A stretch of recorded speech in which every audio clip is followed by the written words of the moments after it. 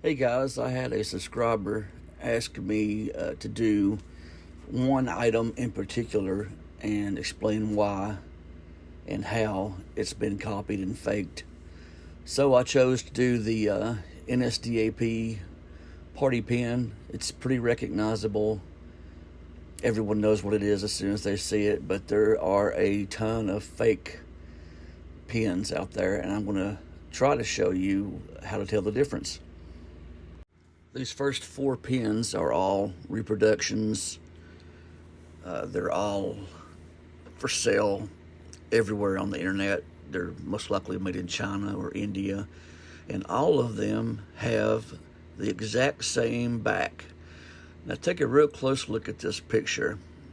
This is a classic example of the coffin-shaped pin retainer on the back of fake NSDAP enamel badges and painted badges. It's also on the back of the SS and various other fake enamel badges, but one good rule of thumb is to look at the back of the badge. If you see that coffin-shaped pin retainer, 100% it's fake. Okay, so how were these badges made? The picture shows some planchettes, which is basically the first die struck or die strike of the badge. The materials used can be broken down into the three basic categories: high, medium, and low quality. The high quality materials like aluminum, brass, bronze, tombac, which is a copper and zinc alloy, which looks like bronze. German silver, which is actually a nickel alloyed. It doesn't contain any real silver. And occasionally, precious metals such as silver and gold. Genuine silver was rarely used in the manufacture of Third Reich badges. When original items constructed of genuine silver are found, they will normally be marked 800, which means 800 parts genuine silver and 200 parts alloy. Higher silver content numbers may be encountered occasionally. You may see 925, the sterling silver mark, and those should be treated with suspicion. Most everything marked 925 has a good chance of being fake. Not all of it, but some of it. Most of it, actually. The medium quality materials they used were various white metals and zinc alloys. Those materials are they're lighter and cheaper. They feel cheap compared to their higher quality counterparts. If you hold one in your hand, you can feel the difference.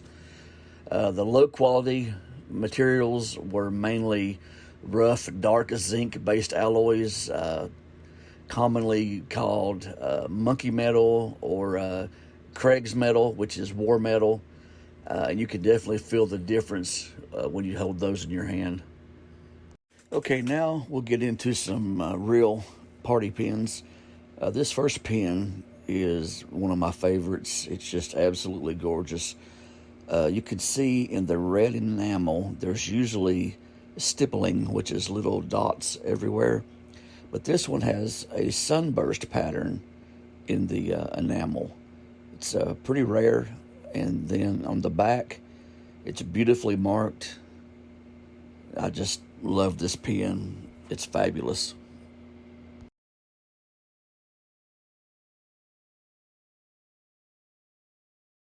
On this badge, you can see the stippling, the little circular dots, and on the back, a beautiful retainer that is not coffin shaped.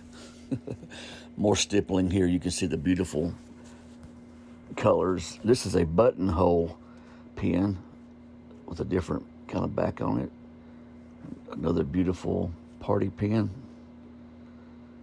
RZM marked with a maker mark and a round pin retainer.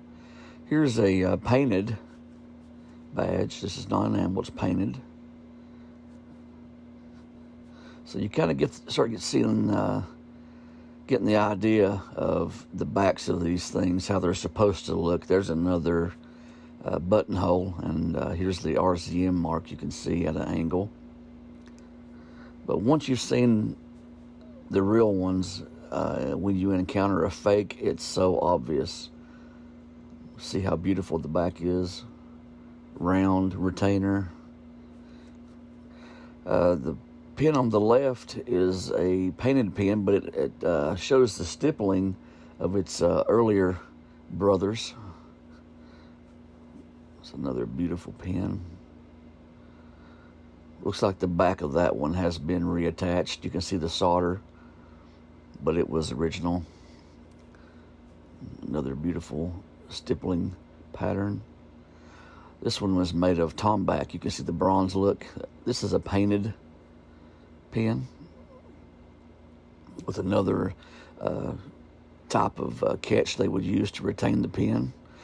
This is a good youth pin, a painted party pin with another style of attachment of the pin on the back. It's authentic.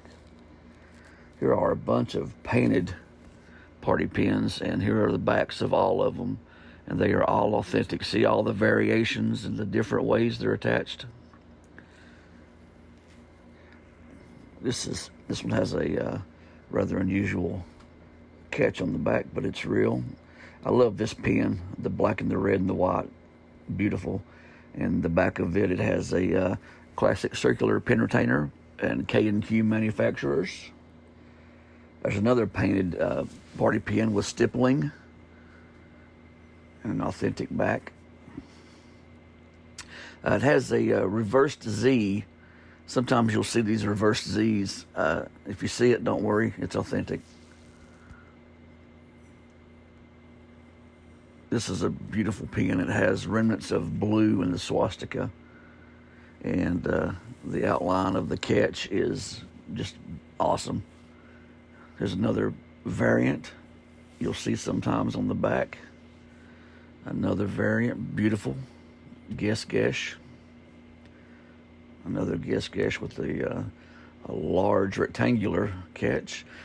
This pin is quite rare. It's a, please excuse my pronunciation, Abzeichen der Burdenzeit, which is a badge of the times of burden. It was first made and worn when the NSDAP was banned in November of 1923, following the failed beer hall putsch. People would wear this as a way of displaying support for the party without breaking the law. As you know, the badge didn't display the party name. You could have the swastika. It wasn't recognized as a Nazi symbol at that time in 1923. It was allowed to be on the badge, but the party name was not permitted.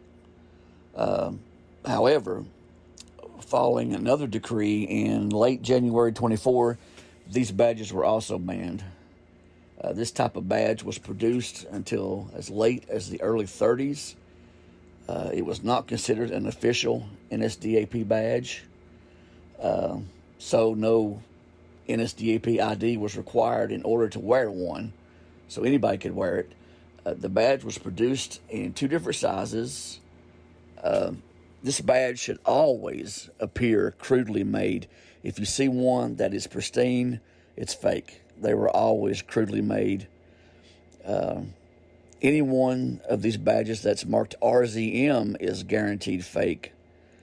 This is pre-RZM stuff. The slogan on the front, "None erst recht," translates as "now all the more," which is quite fitting for the stage of party's development at that period in time. Just a brief observation I've got about the RZM and the Getch markings.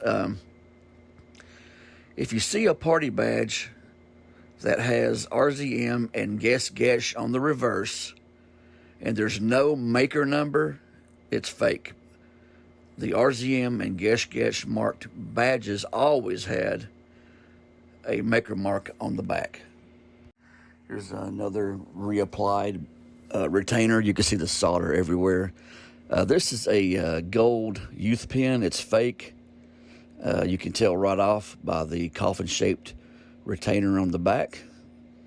This is another fake badge you'll see sometimes. So, guys, just study. There's no substitute for hard work and studying. Try to find a guy you can send pictures to for a quick opinion on things before you buy them. And I hope this video educates you a little bit, saves you some money in the long run, hopefully. And we'll see you next time. Muchacho out.